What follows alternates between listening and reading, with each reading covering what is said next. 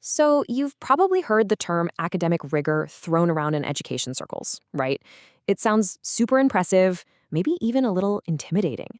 But what if I told you that what most people think it means is, well, completely wrong?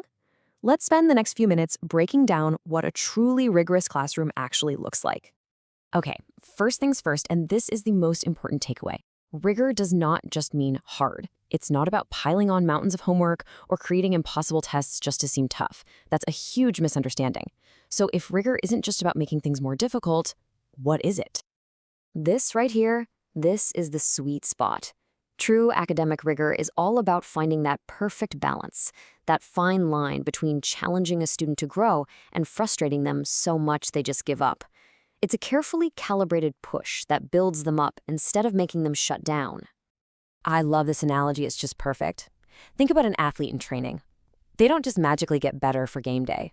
Nope, they're at practice every single day, building muscle, honing their skills. A rigorous classroom is exactly like that training ground. It's the place where students get to consistently exercise their mental muscles, getting them ready to perform at higher and higher levels. All right, so here's our game plan for this explainer.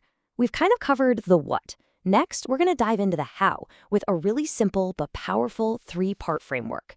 We'll look at each piece, setting standards, providing support, and demonstrating learning, and then we'll wrap it all up by talking about why this is so incredibly important for every student. And here's the thing, rigor isn't just some fuzzy, abstract idea. It's a real, concrete process. We're going to use a model that was popularized by the educator Barbara Blackburn, and she breaks it all down into three clear, actionable phases. It makes so much sense when you see it this way. And here they are, the three pillars. It all starts with setting a high standard. But then, and this is so crucial, you provide the support to help students actually reach it. And finally, you give them a chance to demonstrate what they've learned. See how they're all connected? You really can't have one without the others. They have to work together. Okay, let's dive into phase one, setting the standard. This is the foundation for everything else. It's all about making the end goal, the expected outcome, crystal clear. In a rigorous classroom, there's no mystery. Students know exactly what excellence looks like from day one. And setting the standard, man, it goes so far beyond just putting a poster on the wall. We're talking about building a whole culture, a culture where the teacher genuinely believes that every single student can get there, where examples of great work are shared as a benchmark, and where students are constantly being pushed with really thought-provoking questions, and importantly, are given the chance to revise and improve their work. Of course, that's the million-dollar question, isn't it? It's one thing to set a high bar, but it is a whole other thing to actually help every student climb up and get over it. And that leads us perfectly into the second phase.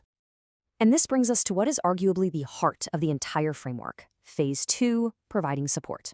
You know why? Because a high standard without any support isn't rigor. It's just a recipe for frustration.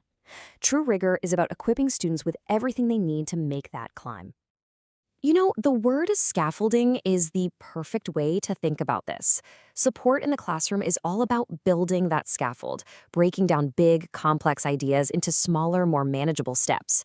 It means having organized materials, lessons that actually connect to students' real lives, and a safety net of support to make sure no one gets left behind.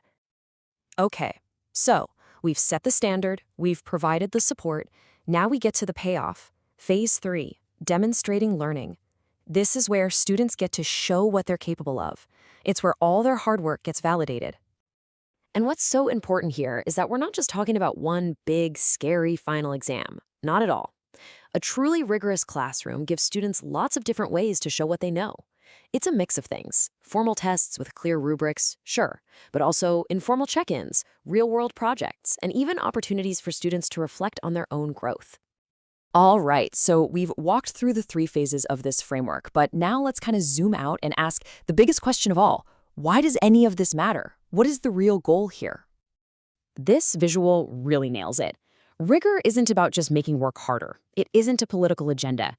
It's not just about higher order thinking. No, it is about challenging students to grow. It is a supported path to high achievement. It's the difference between just memorizing facts for a test and actually developing real, lasting skills and understanding. At the end of the day, this is the mission. The true goal of academic rigor is to prepare students for life, for what comes after the classroom. It's about giving them the whole package, the skills, the knowledge, and maybe most importantly, the mindset to thrive in a world that's getting more complex all the time. So, what do students really walk away with from a classroom like this? Well, they learn how to think critically. They learn how to take what they know and apply it to real-world problems. And maybe the most important skill of all, they develop perseverance, that grit, that ability to stick with a tough challenge and not give up. I mean, these are skills for a lifetime.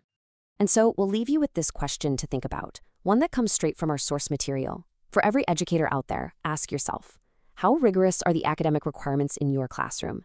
And remember, that doesn't mean how hard is it. It means how well are your expectations communicated, how well are they supported, and how do your students demonstrate what they know? It's a question that gets right to the heart of helping every student succeed. Thanks for digging into this with us.